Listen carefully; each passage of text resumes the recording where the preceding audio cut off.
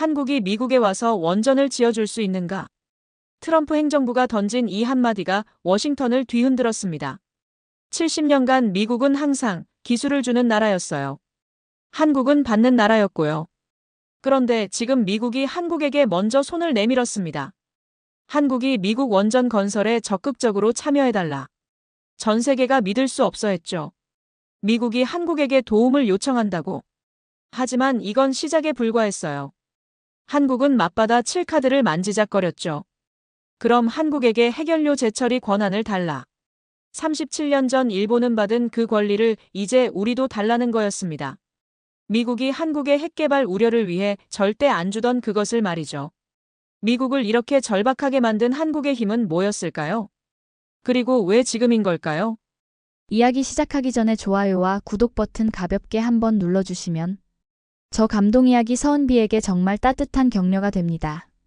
지금 어디에서 이 영상을 시청하고 계신지 아래 댓글에 나눠주세요. 한국이 미국에 와서 원전을 지어줄 것을 제안한다. 한미 정상회담을 앞두고 믿을 수 없는 발언이 터져나왔습니다. 70년간 미국은 항상 기술을 주는 나라였고 한국은 받는 나라 아니었나요? 그런데 지금 이 순간 그 모든 공식이 완전히 뒤바뀌고 있었어요. 트럼프 행정부 고위 참모가 비공식 채널을 통해 전달한 이 메시지는 단순한 제안이 아니었습니다. 동맹의 판도를 직접 흔들 수 있는 전략적 카드였죠. 저는 마이클 워커, 25년간 국제개발협력 분야에서 일해온 전문가입니다. 특히 원자력 분야에서 미국과 동맹국 간의 기술 협력을 담당해왔어요. 그런 제가 받은 기밀 문서에는 이런 문장이 적혀 있었습니다. 한국이 미국의 원전 건설에 참여하는 것을 희망한다. 백악관 NSC에서 직접 내려온 공식 질의였어요. 잠깐, 이게 무슨 소리죠? 미국이 한국에게 원전 기술 지원을 요청한다고요? 미국의 원전 기술은 세계 최고 수준이라고 알려져 있었거든요. 웨스팅하우스는 1950년대부터 원전 기술을 개발해왔고, 제너럴 일렉트릭은 전 세계 원전의 3분의 1을 공급했어요. 수십 년간 축적된 기술력과 경험이 있는데 왜 갑자기 한국에게 손을 내밀까요? 답은 미국 원전 산업의 참담한 현실에 있었습니다. 조지아주의 보글 원전 3, 4호기는 이미 300억 달러를 넘어섰어요. 당초 예산 140억 달러의 거의 3배죠. 2009년 착공해서 지금까지 15년째 끙끙거리고 있습니다. 사우스캐롤라이나의 VC 썸머 원전 2, 3호기는 더 비참했어요. 90억 달러를 쏟아부었지만 결국 포기했습니다. 공사 진척률 40%에서 그냥 손을 든 거예요. 펜실베이니아의 스리마일 아일랜드 원전도 경제성 부족으로 폐쇄했고 뉴욕의 인디언 포인트 원전도 같은 이유로 문을 닫았어요. 더 심각한 건 인력 문제였습니다. 미국 원전 엔지니어의 평균 연령이 55세를 넘어섰고 젊은 인력 유입은 급격히 줄어들고 있었어요. 건설 노하우를 가진 숙련 기술자들은 은퇴하거나 다른 분야로 이직하고 있었습니다. 반면 중국은 어떨까요? 지난 10년간 37기의 원전을 건설했고 현재도 15기를 동시에 짓고 있어요. 러시아도 해외 원전 수주에서 미국을 앞지르고 있습니다. 미국이 원전 강국이라는 타이틀은 이제 과거의 영광이 되어버린 거죠. 그런 상황에서 한국이 보여준 성과는 충격적이었습니다. UAE 바라카 원전 수주는 당시 원전 업계에 큰 충격을 줬어요. 프랑스 아레바, 미국 웨스팅하우스를 제치고 한국이 200억 달러 규모 프로젝트를 따낸 거였거든요. 한국이 이길 줄은 몰랐어. 당시 웨스팅하우스 관계자가 한 말이었습니다. 기술력에서 밀릴 리 없다고 생각했는데 가격 경쟁력과 완공 일정에서 완전히 밀려버린 거예요. 더 놀라운 건 실행력이었습니다. 바라카 원전 1호기는 예정보다 빨리 완공됐고 예산도 계획 범위 내에서 맞췄어요. 이건 서구 선진국들도 해내지 못한 일이었죠. 한국의 원전 건설 단가는 킬로와트당 2,500달러 수준입니다. 미국은 7,000달러를 넘어서고 있고요. 공기도 한국은 평균 5년 반, 미국은 10년 넘게 걸리고 있어요.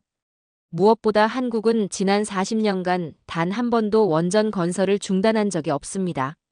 신고리 5호 6호기까지 포함해서 총 25기의 원전을 모두 성공적으로 완공했어요.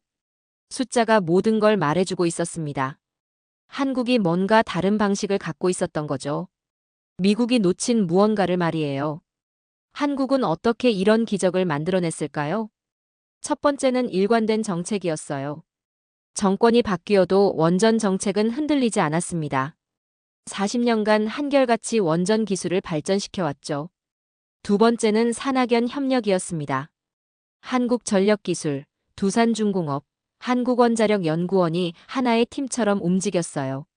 기술 개발부터 건설, 운영까지 모든 과정을 국내에서 소화할 수 있는 생태계를 만든 거죠. 세 번째는 현장 경험이었습니다. 한국은 자국 내에서 꾸준히 원전을 건설하면서 노하우를 축적했어요. 반면 미국은 30년 넘게 원전 건설을 중단했다가 최근에 다시 시작하면서 경험이 단절된 거예요. 이제 미국이 먼저 손을 내밉니다. 한국의 기술이 인정받는 역사적 징검다리가 시작된 거예요. 한국 측의 반응을 조심스럽게 타진해보죠. 하지만 우리가 너무 급해 보이면 안 됩니다. 기술 이전이 아니라 공동 개발 형태로 접근하는 게 어떨까요? 회의실에서 오가는 대화들을 들으면서 저는 역사적인 순간을 목격하고 있다는 걸 느꼈어요. 한 줄의 메시지가 외교의 지형을 완전히 흔들어 놓았습니다. 미국이 한국에게 손을 벌렸다는 그 문장이 모든 걸 바꿔버린 거죠. 기술을 건네는 나라가 아니라 기술을 요구받는 나라가 된 순간. 그 자체가 한국에게는 엄청난 자부심이 될 거라는 생각이 들었습니다. 이건 단순한 비즈니스 제안이 아니었어요. 한국 기술력을 공식적으로 인정하는 신호였고 동맹 관계의 패러다임을 바꾸는 전환점이었습니다. 70년 만에 처음으로 미국이 한국에게 먼저 도움을 요청한 거예요. 이제 정말로 모든 게 달라질 것 같았습니다. 한미 관계의 새로운 장이 열리려 하고 있었던 거죠. 그런데 이 충격적인 제안 뒤에는 더 놀라운 이야기가 숨어 있었습니다. 미국이 한국에게 원전 건설 참여를 요청한 바로 그 순간, 한국도 미국에게 중요한 카드를 꺼내들고 있었거든요. 원자력 재처리 협정 개정을 논의해야 합니다. 이건 정말 전례가 없는 일이었어요. 한쪽에선 도움을 청하고 다른 한쪽에선 권리를 요구했습니다. 이건 맞붙음이 아닌 퍼즐이었어요. 저는 25년간 외교 현장을 지켜봤지만 이런 상황은 처음이었습니다. 보통 외교 협상은 한 번에 하나의 의제를 다루거든요. 그런데 지금은 두 개의 카드가 동시에 테이블 위에 올라와 있었어요. 이건 일반적인 협상이 아닙니다. 국무부 고위 관계자가 회의실에서 말했어요. 보통은 한쪽이 주고 한쪽이 받는 구조인데 지금은 양쪽이 모두 주고받는 상황이에요. 그럼 우리가 어떻게 대응해야 합니까? 에너지부 차관이 물었습니다. 한국이 정말 재처리 권한까지 원한다면 이건 차원이 다른 얘기거든요. 미국의 원전 건설 지원 요청과 한국의 재처리 권한 요구. 이 두 카드가 어떻게 연결되는지 파악하는 게 핵심이었습니다. 원자력 재처리 권한, 즉 원전에서 사용한 해결료를 재가공해서 다시 쓸 수 있게 만드는 기술이에요. 이 기술을 보유하면 해결료를 90% 이상 재활용할 수 있습니다. 엄청난 경제적 가치가 있죠. 하지만 문제는 이 기술이 핵무기 제조와도 연결될 수 있다는 점이에요. 그래서 미국은 지금까지 한국에게 이 권한을 주지 않았습니다. 하지만 일본은 어떨까요? 1988년 일본은 미일 원자력 협정 개정을 통해 재처리 권한을 확보했어요. 무려 37년 전 일이죠. 일본은 지금도 이 권한을 바탕으로 해결료 사이클 사업을 하고 있습니다. 왜 일본은 되고 우리는 안 되는 거죠? 한국 외교관들이 오랫동안 품어온 의문이었어요. 기술력으로 보면 한국이 일본에 뒤지지 않거든요. 오히려 일부 분야에서는 앞서고 있어요. 실제로 한국의 해결료 기술은 세계 최고 수준입니다. 한국원자력연구원이 개발한 파이로 프로세싱 기술은 기존 습식 재처리보다 훨씬 안전하고 효율적이에요. 한국의 기술 수준을 보면 재처리 권한을 줄 수 없는 이유가 없어요. 국제원자력기구 전 사무총장이었던 모하메드 엘바라데이도 이렇게 말한 바 있습니다. 하지만 지금까지 미국의 답변은 항상 같았어요. 안보상의 우려가 있다. 단계적으로 검토하겠다. 시기상조다. 그런 미국이 지금은 한국의 도움이 절실한 상황이 된 거예요. 협상이 아니라 설계였습니다. 한국은 이 동맹의 공동 설계자가 되고 있었어요. 두 가지 카드가 동시에 작동하는 이유를 파악하기 위해 더 깊이 들여다봤습니다. 첫 번째 카드인 미국의 원전 건설 요청부터 살펴보죠. 탄소 중립을 약속한 미국은 이를 위해서는 청정에너지 비중을 대폭 늘려야 합니다. 태양광과 풍력만으로는 한계가 있어요. 원전이 필수적인 거죠. 또한 미국은 2030년까지 원전 설비 용량을 현재의 2배로 늘리겠다고 발표했습니다. 하지만 현실은 녹록지 않아요. 웨스팅하우스는 2017년 파산 보호를 신청했다가 간신히 회생했고 제너럴 일렉트릭은 원전 사업에서 사실상 손을 뗀 상태예요. 우리 혼자서는 이 목표를 달성할 수 없어요. 미국 에너지부 관계자가 솔직하게 인정했습니다. 한국의 기술력과 경험이 절실해요. 특히 공기 단축과 비용 절감 노하우 말이죠. 그런 상황에서 한국의 실적은 정말 부러울 수밖에 없었어요. 두 번째 카드인 한국의 재처리 권한 요구도 절박한 이유가 있었습니다. 고리 원전의 사용 후 해결료 저장고가 2032년에 포화 상태가 됩니다. 월성 원전은 2024년, 울진 원전은 2029년에 포화될 예정이에요. 저장할 곳이 없으면 원전을 멈춰야 합니다. 한국전력 관계자의 말이었어요. 이건 단순한 기술 문제가 아니라 국가 에너지 안보 문제였죠. 한국은 전체 전력의 30%를 원전에서 얻고 있어요. 원전이 멈추면 전력난이 불가피합니다. 재처리 기술이 있으면 사용 후 핵연료의 부피를 10분의 1로 줄일 수 있어요. 저장 공간 문제를 근본적으로 해결할 수 있는 거죠. 우리에게는 선택의 여지가 없어요. 한국원자력안전위원회 관계자가 말했습니다. 재처리든 영구 처분장이든 뭔가 해결책을 찾아야 해요. 그런데 영구 처분장은 사회적 합의가 어렵고 재처리는 미국이 허용하지 않고 있어요. 이제 퍼즐의 조각들이 맞춰지기 시작했습니다. 미국은 원전 건설 경험과 기술력이 필요했고 한국은 재처리 권한이 필요했어요. 서로 다른 필요가 하나의 거대한 협상 테이블에서 만난 거죠. 외교의 틀을 깬 외교였습니다. 한국은 판을 흔드는 주체로 거듭나고 있었어요. 더 놀라운 건 타이밍이었습니다. 한미 정상회담이 다가온 시점에서 이 두 카드가 동시에 나온 거예요. 우연이 아니라 치밀한 계산이었죠. 한국 측에서 매우 전략적으로 접근하고 있어요. 워싱턴의 한반도 전문가들 사이에서 나오는 평가였습니다.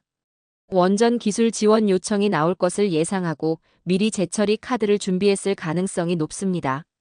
한국이 더 이상 수동적인 동맹국이 아니라는 걸 보여주는 대목이었어요. 실제로 한국은 지난 몇 년간 이 순간을 준비해왔던 것 같았습니다. 그리고 지금 미국이 한국의 도움이 필요한 순간에 모든 카드를 테이블 위에 올린 거죠. 한국이 이렇게 치밀하게 준비했을 줄은 몰랐어요.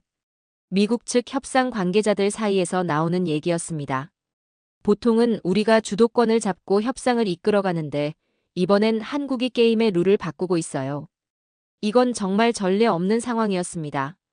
한국이 미국과 대등한 파트너로서 협상 테이블에 앉은 거예요. 이건 새로운 동맹 모델을 만드는 실험이에요. 워싱턴의 한미관계 전문가들이 주목하고 있었습니다. 지금까지는 미국이 주고 한국이 받는 일방적 관계였다면 이제는 서로 필요한 걸 주고받는 상호 의존적 관계로 변하고 있습니다. 한국은 더 이상 기술을 수입하는 나라가 아니었어요. 기술을 수출하고 권리를 요구하고 조건을 제시하는 나라가 된 거죠. 양측이 외교적 타협에서 벗어나 협상의 법칙을 스스로 재정의하려는 파격적인 시도였습니다. 한국은 동맹의 중심을 흔드는 공동 스케치 작가처럼 움직이고 있었어요. 우리는 이제 동맹의 설계자가 되고 있습니다. 한국 외교부 고위 관계자의 말이었어요. 단순히 미국의 정책에 따라가는 게 아니라 함께 미래를 설계하는 파트너가 되는 거죠. 이제 정말로 모든 게 달라지고 있었습니다. 한미 관계가 새로운 단계로 진입하고 있는 걸 느낄 수 있었어요. 그런데 미국이 한국에게 손을 내민 이유를 정확히 알기 위해서는 한국의 진짜 실력을 봐야 했습니다. 수치는 거짓을 말하지 않거든요. 2024년 한국의 방산 수출액은 140억 달러였어요. 이게 어느 정도 규모인지 아십니까? 전 세계 무기 수출 4위입니다. 프랑스를 제치고 올라선 거예요. 한국이 이렇게까지 성장했다고요? 미국 국방부 관계자가 보고서를 보며 놀라워했습니다. 2019년엔 34억 달러였는데 5년 만에 4배 넘게 늘었어요. 더 놀라운 건 수출 품목의 질이었습니다. 단순한 부품이나 탄약이 아니라 최첨단 무기 시스템이었어요. K9 자주포는 전 세계 9개국에 수출됐습니다. 터키에서 시작해서 인도, 핀란드, 노르웨이, 에스토니아까지. 최근에는 호주에서도 30억 달러 규모로 주문했어요. K9은 단순한 포병 무기가 아닙니다. 한화 시스템 관계자가 설명했어요. 자동화된 사격 통제 시스템, 실시간 데이터 링크, GPS 정밀 유도까지. 이건 하나의 첨단 무기 플랫폼이에요.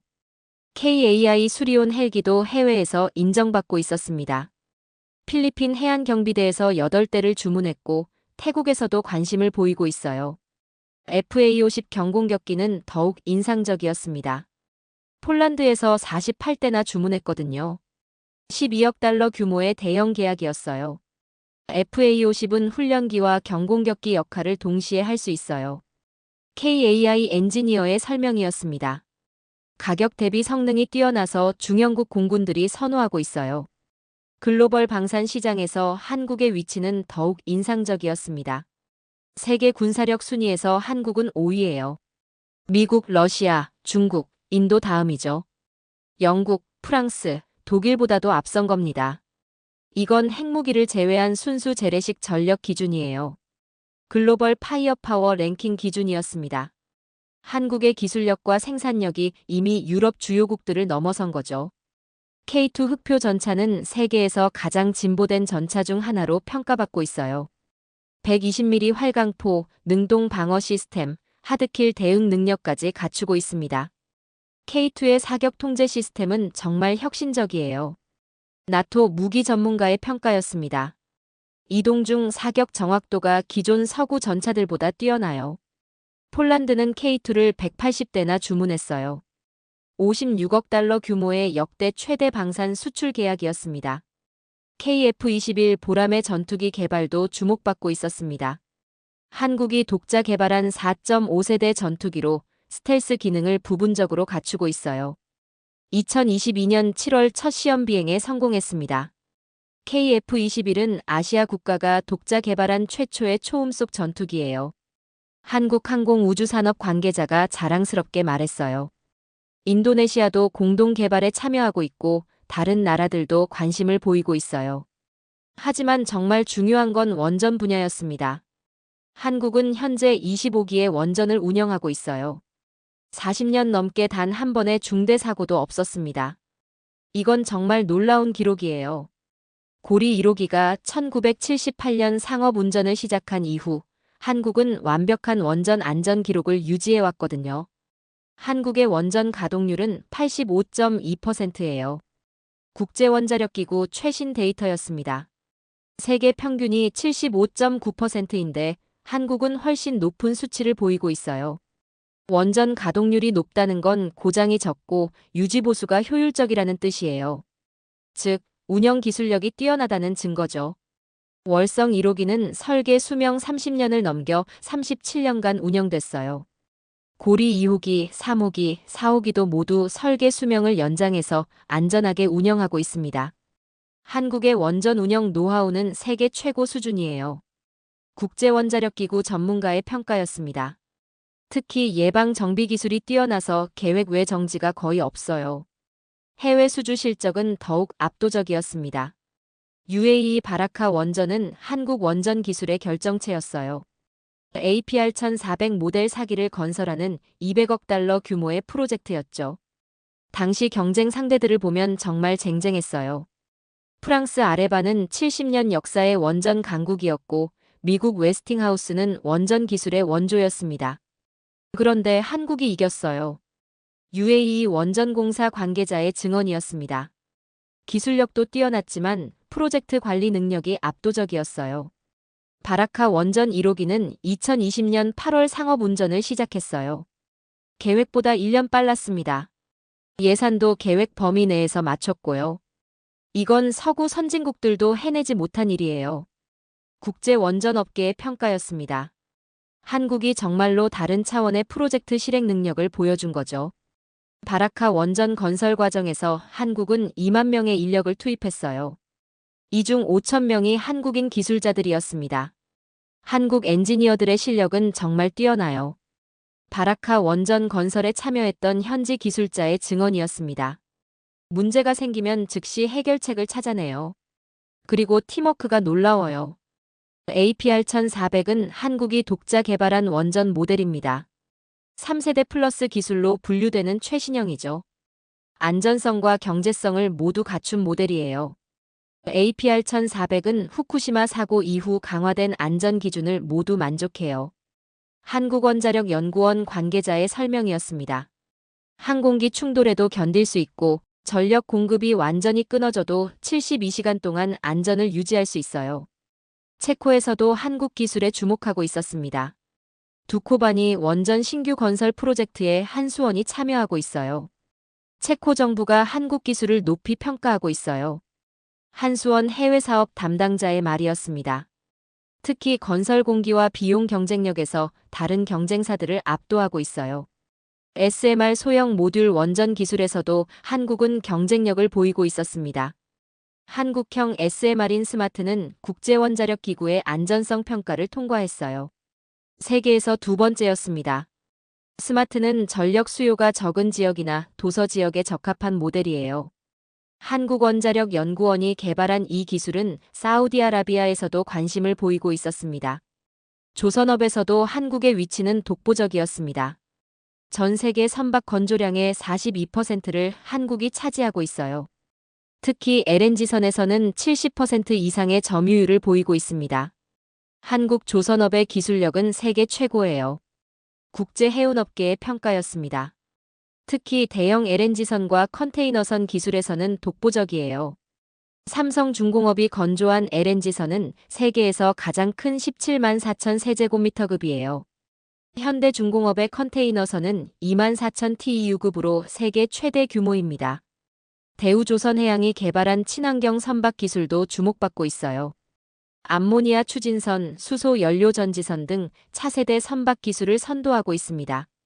반도체 분야에서는 말할 것도 없었습니다. 삼성전자는 메모리 반도체 세계 1위, SK하이닉스는 2위예요. 두 회사가 전 세계 메모리 시장의 70% 이상을 차지하고 있습니다. 한국의 메모리 반도체 기술은 타의 추종을 불허해요. 반도체 업계 전문가의 평가였습니다. 특히 디램과 낸드 플래시에서는 압도적인 기술력을 보이고 있어요. 최근에는 시스템 반도체 분야에서도 성과를 보이고 있어요. 삼성전자의 5나노 공정 기술은 세계 최고 수준입니다. 우리는 조력자의 자리에 머무르지 않았습니다. 무대 위에서 판을 짜는 나라가 되었어요. 한국의 기술 성장 속도는 정말 놀라워요. 미국 에너지부 고위 관계자가 솔직하게 인정했습니다. 10년 전만 해도 우리가 가르쳐주는 입장이었는데 이제는 우리가 배워야 할 것들이 많아요. 이제는 미국이 우리 기술을 따라잡으려 하고 있습니다. 우리가 설계하고 상대는 요청한다. 그 차이가 바로 글로벌 강국의 조건이었습니다. 한국은 더 이상 기술을 배우는 나라가 아니었어요. 기술을 가르치고 프로젝트를 이끄는 나라가 된 거죠. 한국의 성장은 정말 경이로워요. 워싱턴의 한 싱크탱크 연구원이 말했습니다. 20년 전만 해도 중견국이었는데 이제는 주요 분야에서 세계 톱 클래스가 됐어요. 이런 현실이 바로 미국이 한국에게 손을 내민 이유였습니다. 한국의 기술력이 더 이상 무시할 수 없는 수준이 된 거예요. 하지만 여기서 한국인들이 분노할 수밖에 없는 역사적 사실이 하나 있었습니다. 1988년 일본은 미일 원자력 협정을 개정해서 재처리 권한을 확보했어요. 무려 37년 전 일입니다. 일본이 30년 전에 받은 권리를 한국은 지금에서야 당당히 요구하고 있다는 말이에요. 이게 말이 되는 얘기입니까? 한국 외교부 고위 관계자가 회의에서 터뜨린 말이었습니다. 기술력으로 보면 우리가 일본에 뒤지지 않는데 왜 우리만 37년째 기다려야 하는 거죠? 이 질문에 대한 답을 찾기 위해 저는 한미 원자력 협정의 역사를 파헤쳐봤습니다. 1974년 한국이 처음 원자력 협정을 맺을 때부터 재처리는 금지 사항이었어요. 미국은 한국에게 원전 기술은 주되 핵연료 재처리는 절대 허용하지 않겠다고 못 박았습니다. 그런데 같은 해 인도가 핵실험을 했어요. 캐나다가 제공한 원자로와 미국이 공급한 중수를 이용해서 말이죠. 한국도 언제든 같은 길을 갈 수 있다. 미국 내부에서는 이런 우려가 컸던 모양입니다. 하지만 일본은 달랐어요. 1988년 미일 원자력 협정에서 일본은 포괄적 재처리 권한을 얻었습니다. 미국의 사전 동의 없이도 재처리를 할 수 있는 권리였죠. 일본은 믿을 수 있는 파트너다. 당시 미국 정부의 공식 입장이었어요. 그럼 한국은 믿을 수 없는 파트너라는 뜻이었을까요? 더 충격적인 건 미국 내부 문서에서 발견된 표현이었습니다. 한국의 기술 독립은 리스크가 될 수 있다. 기술 독립은 리스크라는 문구가 제 머릿속을 꿰뚫었습니다. 그게 미국의 공식 프레임이라니 얼마나 부당한 일인지 깨달았어요. 한국이 기술적으로 자립하면 미국의 영향력이 줄어들 수 있다는 계산이었던 거죠. 실제로 1970년대 한국의 핵개발 시도는 미국을 크게 긴장시켰습니다. 박정희 정부가 프랑스로부터 재처리 시설을 도입하려 했을 때 미국은 강력히 반대했어요. 한국의 핵개발은 동아시아 안보에 위협이 된다. 키신저 국무장관이 직접 나서서 한국을 압박했습니다. 결국 한국은 재처리 시설 도입을 포기할 수밖에 없었어요. 하지만 일본은 어땠을까요? 일본은 1960년대부터 도카이 재처리 시설을 운영해왔어요. 1990년대에는 로카쇼무라의 대형 재처리 시설까지 건설했습니다. 현재 일본이 보유한 플루토늄은 47톤이에요. 핵폭탄 6,000개를 만들 수 있는 양입니다. 일본의 플루토늄 보유량은 핵무기 보유국들보다도 많아요. 국제 핵확산 전문가의 지적이었습니다. 그런데도 미국은 일본의 재처리를 계속 허용하고 있어요. 이게 바로 이중잣대였습니다. 일본은 핵폭탄 수천 개 분량의 플루토늄을 보유해도 괜찮고 한국은 평화적 재처리도 안 된다는 논리였어요. 더 황당한 건 기술력 비교였습니다. 한국의 파이로 프로세싱 기술은 일본의 습식 재처리보다 훨씬 안전해요. 플루토늄을 별도로 분리하지 않기 때문에 핵확산 위험이 낮습니다. 한국 기술이 더 진보되고 안전한데 왜 허용하지 않는 거죠? 한국원자력연구원 연구진의 의문이었습니다. 기술적으로 보면 한국 방식이 훨씬 나은데 말이에요. 미국 아르곤 국립연구소도 한국의 파이로 프로세싱 기술을 인정했어요. 공동 연구까지 진행했거든요. 한국의 기술은 차세대 핵연료 사이클의 모델이 될 수 있다. 미국 연구진의 평가였습니다. 그런데 정작 미국 정부는 이 기술의 상용화를 허용하지 않았어요. 이런 차별 대우에는 더 깊은 배경이 있었습니다. 방위비 분담금 문제와도 연결돼 있었거든요. 미국은 한국에게 방위비를 더 많이 내라고 압박하면서 동시에 원자력 재처리는 허용하지 않는 이중 전략을 썼어요. 한국을 계속 의존적 상태로 두겠다는 전략이었어요. 워싱턴의 한 외교 전문가가 분석했습니다. 군사적으로도 에너지적으로도 미국에 의존하게 만드는 거죠. 실제로 한미 방위비 분담금 협상이 진행될 때마다 원자력 협정 문제가 함께 거론됐어요. 미국은 이 두 카드를 연결해서 한국을 압박했습니다. 방위비를 더 내면 원자력 협정도 검토해보겠다. 이런 식의 거래 제안이 계속 나왔던 거예요. 하지만 한국은 이 부당한 구조에 굴복하지 않았습니다. 2015년 한미 원자력 협정을 연장할 때도 한국은 재처리 권한을 계속 요구했어요. 비록 성과는 없었지만 포기하지 않았습니다.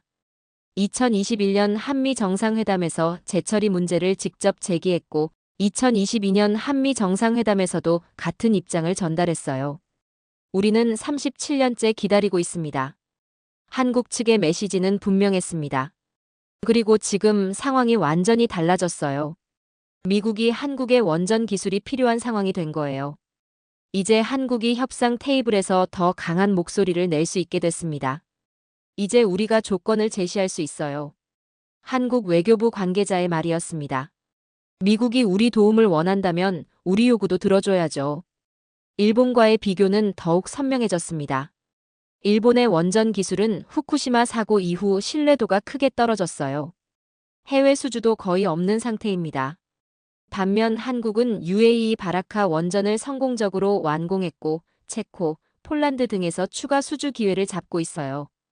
이제 기술력으로 보면 한국이 일본을 앞섰어요.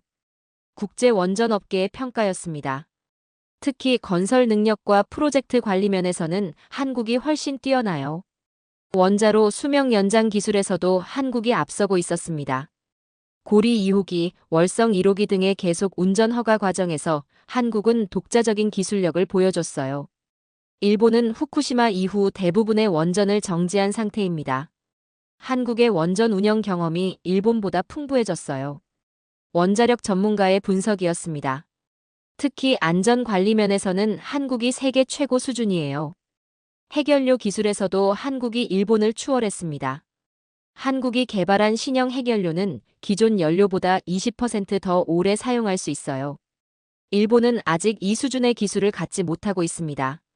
한국의 핵연료 기술은 정말 혁신적이에요. 국제원자력기구 전문가의 평가였습니다.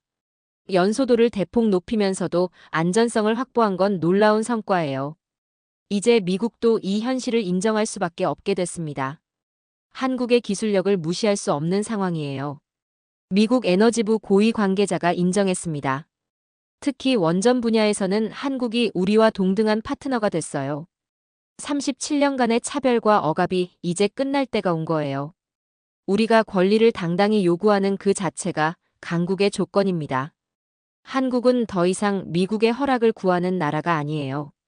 동등한 입장에서 협상하고 정당한 권리를 요구하는 나라가 된 거죠. 이제 일본이 37년 전에 받은 권리를 우리도 받을 때가 됐어요. 한국 원자력계의 오랜 수건이 이뤄질 가능성이 보이기 시작했습니다. 미국이 한국의 도움이 필요한 지금이야말로 이 부당한 차별을 끝낼 수 있는 기회였어요. 한국의 기술력이 인정받고 정당한 권리를 되찾을 수 있는 역사적 순간이 다가오고 있었습니다. 그런데 한국이 재처리 권한을 요구하는 진짜 이유는 기술적 자부심이 아니었습니다. 훨씬 더 절박하고 현실적인 문제였어요. 고리 원전을 방문했을 때 저는 그 진실을 마주할 수 있었습니다. 마이크, 이걸 직접 봐야 해요. 한국전력 관계자가 저를 사용 후 핵연료 저장고로 안내했습니다. 거대한 콘크리트 건물 안에 들어서자 수백 개의 저장 용기가 질서정연하게 배열되어 있었어요. 각각의 용기 안에는 원전에서 사용이 끝난 핵연료가 들어 있었습니다. 현재 고리 원전의 저장고 사용률이 85%예요. 담당 엔지니어의 설명이었습니다. 2032년이면 완전히 포화됩니다. 2032년. 불과 7년 후의 일이었어요. 그럼 그때 어떻게 되는 거죠? 제가 물었습니다. 저장할 곳이 없으면 원전을 멈춰야 해요. 그의 답변은 담담했지만 그 의미는 충격적이었습니다. 월성 원전은 상황이 더 심각했어요. 올해 안에 저장고가 포화될 예정이었습니다. 월성은 이미 임시 저장 시설을 만들어서 버티고 있어요. 하지만 이것도 한계가 있어요. 근본적인 해결책이 필요합니다. 울진 원전도 마찬가지였습니다. 2029년이면 저장 공간이 바닥날 예정이었어요. 한국 전체로 보면 상황이 얼마나 심각한지 알 수 있었습니다. 25기의 원전에서 나오는 사용 후 핵연료를 저장할 공간이 점점 사라지고 있는 거예요. 우리에겐 정말 선택지가 없어요. 한국원자력안전위원회 위원장의 말이었습니다. 재처리든 영구 처분장이든 뭔가 해결책을 찾지 못하면 원전을 포기해야 해요. 원전을 포기한다는 건 단순한 문제가 아니었습니다. 한국은 전체 전력의 30%를 원전에서 얻고 있어요. 25기의 원전이 생산하는 전력량은 연간 150테라와트시입니다. 이 전력량을 다른 방법으로 대체한다면 어떻게 될까요? 천연가스 발전으로 대체하면 연간 7,500만 톤의 이산화탄소가 추가로 발생해요. 이건 한국 전체 배출량의 10%에 해당하는 양입니다. 탄소 중립 목표가 완전히 불가능해져요. 환경부 관계자의 우려였습니다. 원전 없이는 2050년 탄소 중립을 달성할 수 없어요. 경제적 손실도 엄청났습니다. 원전 25기를 대체하기 위한 천연가스 발전소 건설비만 50조 원이 넘어요. 여기에 연간 연료비까지 더하면 매년 20조 원의 추가 비용이 발생합니다. 이건 국가적 재앙이에요. 경제부처 관계자들의 공통된 의견이었습니다. 하지만 정말 심각한 건 따로 있었습니다. 전력 공급 불안정성이 가장 큰 문제예요. 한국전력 개통 운영자의 설명이었습니다. 원전은 24시간 안정적으로 전력을 공급하는데 이걸 재생에너지로 대체하기엔 기술적 한계가 있어요. 태양광과 풍력은 날씨에 따라 발전량이 크게 변해요. 이런 변동성을 보완하려면 막대한 저장 설비가 필요합니다. 전국의 모든 산과 들판을 태양광 패널로 덮어도 원전을 완전 대체하기 어려워요. 에너지 전문가의 분석이었습니다. 그래서 한국이 찾은 해결책이 재처리였어요. 재처리 기술이 있으면 사용 후 핵연료의 부피를 10분의 1로 줄일 수 있습니다. 저장 공간 문제를 근본적으로 해결할 수 있는 거죠. 재처리는 우리에겐 생존의 문제예요. 한국원자력연구원 원장의 말이었습니다. 기술적 자부심이나 국가 위상의 문제가 아니라 정말로 살아남기 위한 선택이에요. 저장고 옆에서 저는 기술 이야기가 아닌 생존의 이야기로 바뀌고 있음을 체감했습니다. 한국의 재처리 요구는 단순한 외교적 전략이 아니었어요. 국가의 미래와 직결된 절박한 필요였던 거죠. 우리는 50년 앞을 내다보고 있어요. 한국 외교부 에너지 외교 담당자의 말이었습니다. 지금 해결하지 못하면 우리 아이들이 전력난에 시달릴 수도 있어요. 이 말을 들으면서 저는 한국 외교의 새로운 면을 발견했습니다. 정치적 계산이나 국가적 이익을 넘어서 미래 세대에 대한 책임감이 느껴졌어요. 그들은 우리가 살아갈 미래라는 말을 했습니다. 그 진심이 외교를 넘어 제 가슴을 울렸어요. 실제로 한국의 에너지 정책은 장기적 관점에서 수립되고 있었습니다. 2050년까지의 에너지 로드맵을 보면 원전의 역할이 여전히 중요해요. 신재생에너지 비중을 늘리더라도 기저 전력으로서 원전은 필수적입니다. 원전 없이는 탄소 중립도 에너지 안보도 불가능해요. 에너지 전문가들의 일치된 의견이었습니다. 한국이 개발한 파이로 프로세싱 기술은 이런 문제를 해결할 수 있는 핵심 기술이었어요. 기존 재처리와 달리 플루토늄을 별도로 분리하지 않기 때문에 핵 확산 위험이 낮아요. 동시에 고준위 폐기물의 부피와 방사능을 크게 줄일 수 있습니다.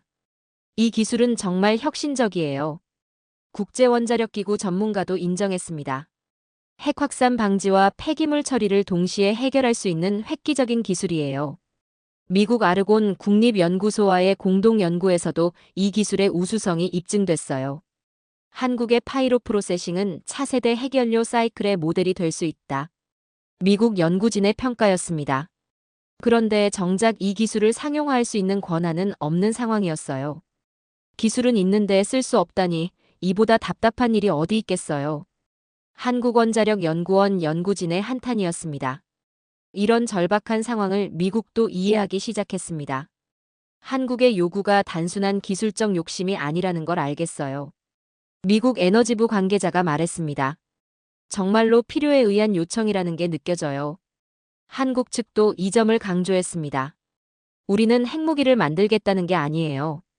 한국 외교부 차관의 말이었습니다.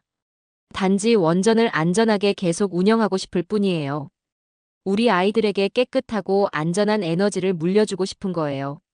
이런 진심이 미국 측에도 전달되기 시작했습니다. 한국의 동기가 순수하다는 걸 인정할 수밖에 없어요. 미국 국무부 관계자의 내부 평가였습니다. 국가적 생존 차원에서 접근하고 있어요. 실제로 한국의 원전 정책은 투명하게 공개되고 있었습니다. 국제원자력기구의 모든 사찰을 받고 있고 핵물질 관리도 철저하게 하고 있어요. 한국보다 투명하게 핵물질을 관리하는 나라는 드물어요. 국제원자력기구 사찰관의 증언이었습니다. 모든 과정이 완벽하게 기록되고 보고되고 있어요. 한국의 핵 투명성 지수는 세계 최고 수준입니다.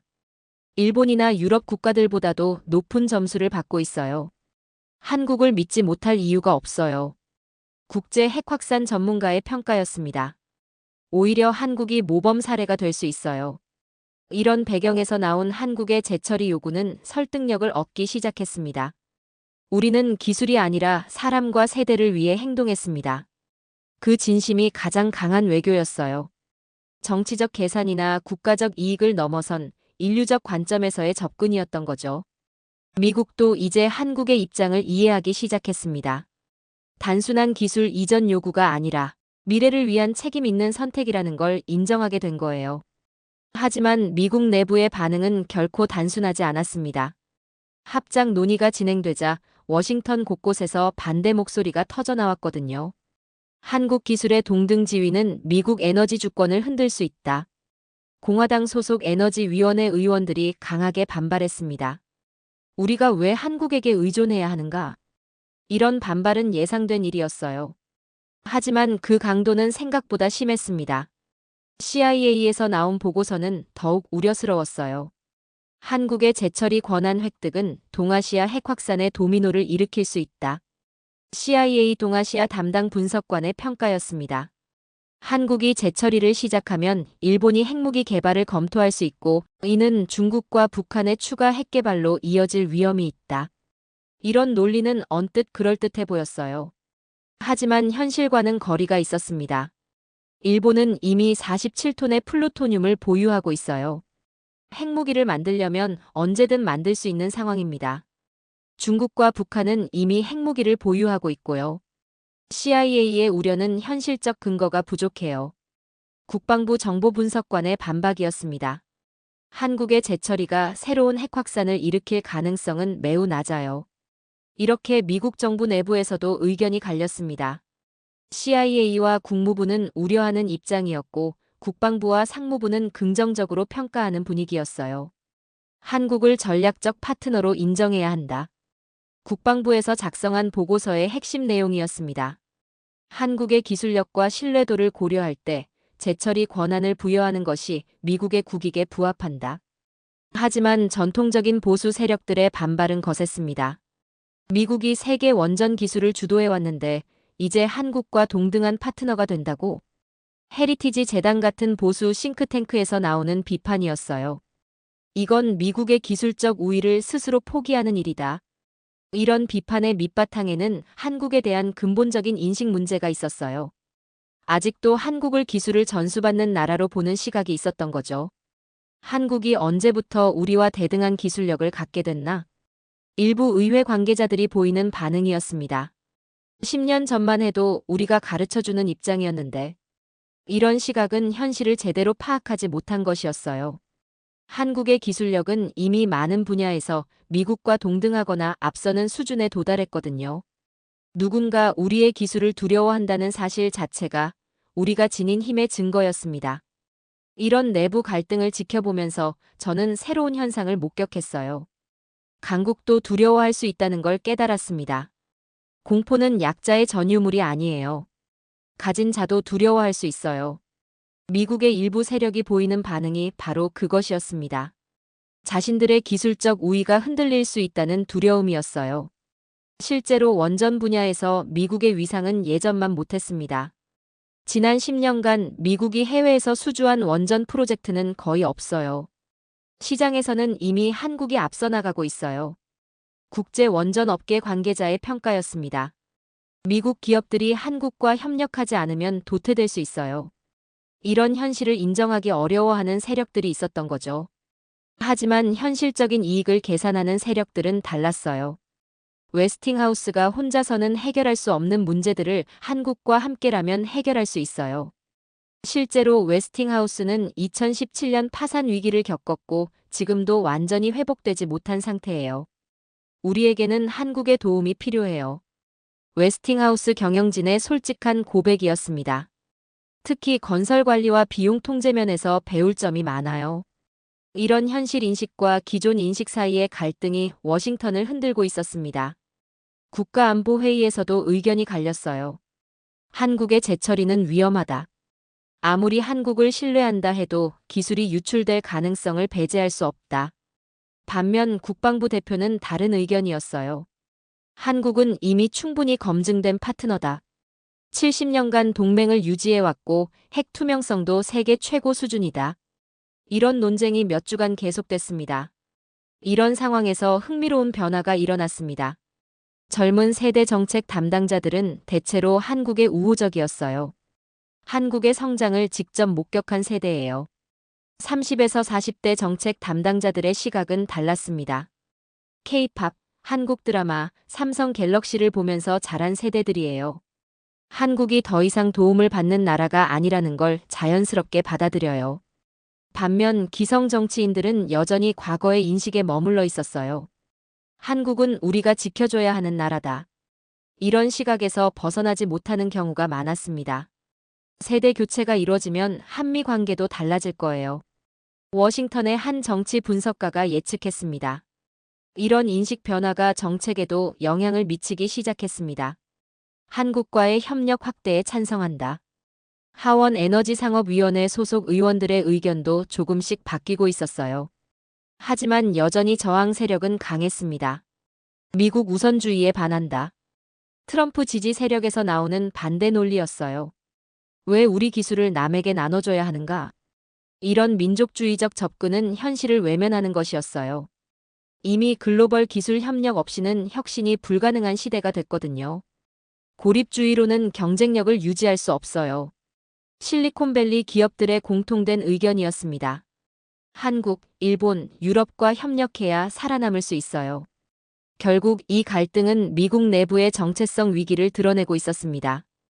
과거의 패권국으로서의 자부심과 현실적 필요 사이의 충돌이었어요. 우리가 지나간 길은 두려운 것이 아니라 자부심이 되었습니다. 한국의 성장을 두려워하는 목소리가 있다는 것 자체가 한국이 이제 진정한 강국이 되었다는 증거였어요. 기존 강국들의 견제와 질투를 받는 것은 신흥 강국의 숙명이에요. 이제 한국도 그런 단계에 도달한 거였습니다. 그런데 이 모든 상황을 지켜보면서 저는 외교사에서 전례를 찾을 수 없는 놀라운 현상을 목격하고 있었습니다. 한국이 미국에 와서 원전을 지어달라는 미국의 요청과 원자력 재처리 협정을 개정해달라는 한국의 요구가 동시에 진행되고 있었거든요. 협상이 아직 이루어지지 않은 상황에서 두 개의 완전히 다른 성격의 카드가 같은 테이블 위에 올라와 있었어요. 이런 경우는 정말 처음 봅니다. 25년간 외교 현장을 지켜본 저도 이런 상황은 경험해 본 적이 없었어요. 보통 외교 협상은 명확한 구조를 갖습니다. 한쪽이 요청하고 다른 쪽이 응답하는 식이죠. 그런데 지금은 양쪽이 모두 요청하고 있었어요. 미국, 한국의 원전 건설 기술이 필요하다. 한국, 미국의 재처리 권한 승인이 필요하다. 이 두 요구가 서로 독립적이면서도 연결되어 있었습니다. 우리는 요청 반응자가 아니었습니다. 설계 제안자였어요. 미국이 원전 건설 도움을 요청했을 때 한국은 단순히 네, 도와드리겠습니다라고 답하지 않았어요. 대신 우리도 필요한 게 있습니다라고 맞받아쳤죠. 이게 바로 동등한 파트너로서의 자세였습니다. 외교의 문법이 바뀌고 있어요. 워싱턴의 한 외교 전문가가 분석했습니다. 지금까지는 미국이 의제를 설정하고 상대방이 응답하는 구조였는데 이제는 양방향 의제 설정이 이루어지고 있어요. 이런 변화의 배경에는 한국의 전략적 가치 상승이 있었습니다. 중국의 부상과 미중 갈등이 심화되면서 미국에게 한국의 중요성이 크게 높아졌거든요. 반도체 공급망에서 한국의 역할은 절대적이고 원전 분야에서도 한국 없이는 미국의 탄소 중립 목표 달성이 어려운 상황이었어요. 한국은 이제 미국의 핵심 전략 자산이에요. 미국 상무부 관계자의 평가였습니다. 중국과의 기술 경쟁에서 한국 없이는 승리할 수 없어요. 이런 상황에서 한국이 재처리 권한을 요구하는 것은 자연스러운 일이었어요. 도움을 요청하면서 동시에 권리를 제한하는 건 모순이에요. 한국 측의 논리였습니다. 진정한 파트너십이라면 상호 신뢰를 바탕으로 해야죠. 미국도 이 논리를 부정하기 어려웠습니다. 더 중요한 건 이 협력이 단발성이 아니라는 점이었습니다.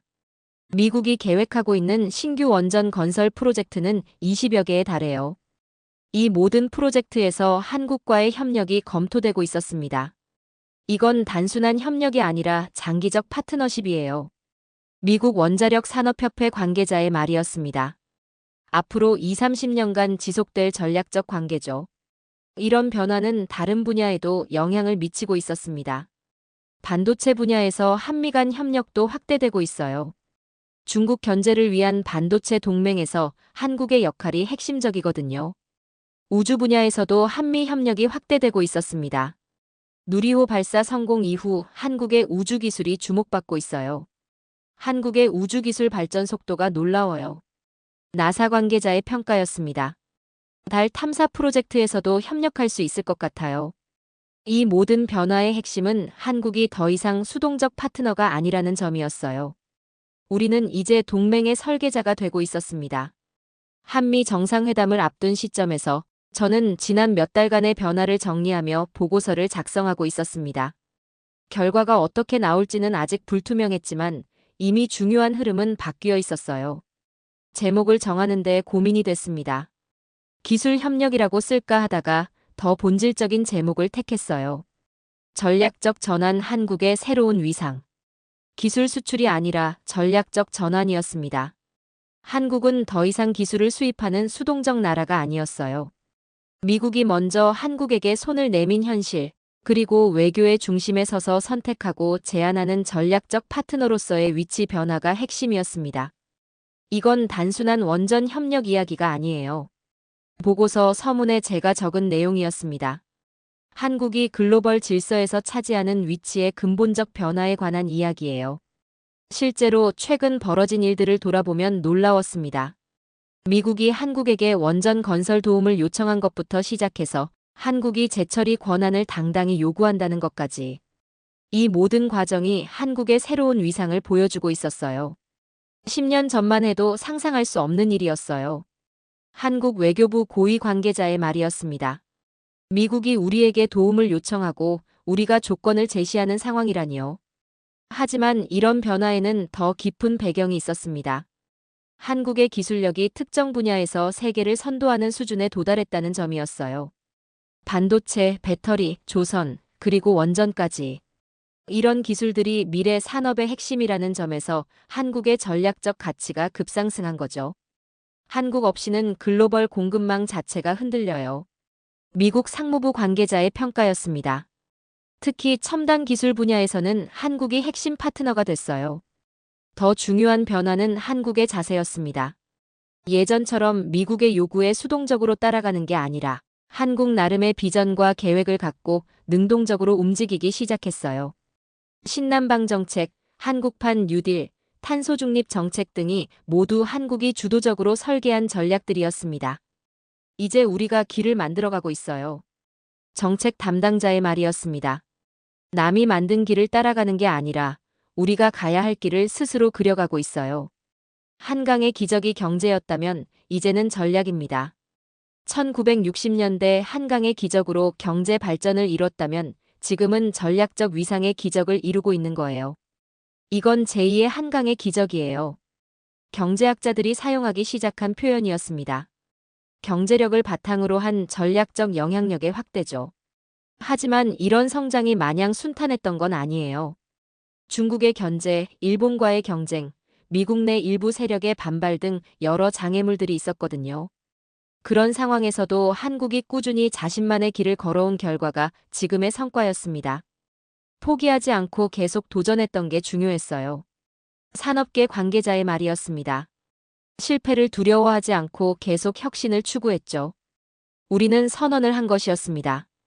이제 우리가 움직이겠다는 선언을요. 미국에게 원전 기술 지원을 해주겠다고 하고 동시에 재처리 권한을 달라고 요구한 것. 이 모든 게 한국의 새로운 선언이었어요. 더 이상 국제사회에서 말없이 따라가는 나라가 아니라 목소리를 내고 길을 제시하는 나라가 되겠다는 선언이었죠. 한국이 진짜 목소리를 내기 시작했어요. 외교 전문가의 분석이었습니다. 예전처럼 눈치 보면서 조심스럽게 행동하는 게 아니라 당당하게 자신의 입장을 밝히고 있어요. 우리가 쌓아온 기술과 설계력이 이제 세계의 방향을 흔들 자산이 되었습니다. 한국이 개발한 기술들이 단순히 수출품이 아니라 글로벌 스탠다드가 되고 있어요. 세계가 한국의 방식을 주목하고 배우려 하고 있습니다. 한국은 이제 수입국이 아니라 선택하고 설계하는 강국이 되었습니다. 미국이 한국에게 도움을 요청하는 상황 자체가 이를 증명하고 있어요. 70년 동맹 역사상 처음 있는 일이었죠. 세계는 지금 한국의 기술을 기다리고 있습니다. 앞으로 한미 정상회담에서 어떤 결과가 나올지는 모르겠지만 이미 중요한 메시지는 전달됐다고 생각합니다. 한국이 더 이상 보호받는 나라가 아니라 함께 세계를 이끌어가는 파트너라는 것. 그리고 그럴 만한 자격과 능력을 갖춘 나라라는 것.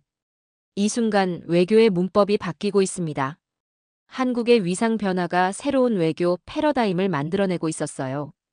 이제 정말로 새로운 시대가 시작되고 있었습니다. 한국이 진짜 강국으로 도약하는 시대 말이에요. 이제 정말로 새로운 시대가 시작되고 있었습니다. 한국이 진짜 강국으로 도약하는 시대 말이에요. 한국은 더 이상 누군가의 뒤를 따라가지 않습니다. 이제 한국이 길을 만들고 세계가 그 길을 주목하고 있어요. 미국이 한국에게 손을 내민 이 역사적 순간, 그리고 한국이 당당히 맞받아친 이 놀라운 변화의 이야기를 함께 해주셔서 감사합니다.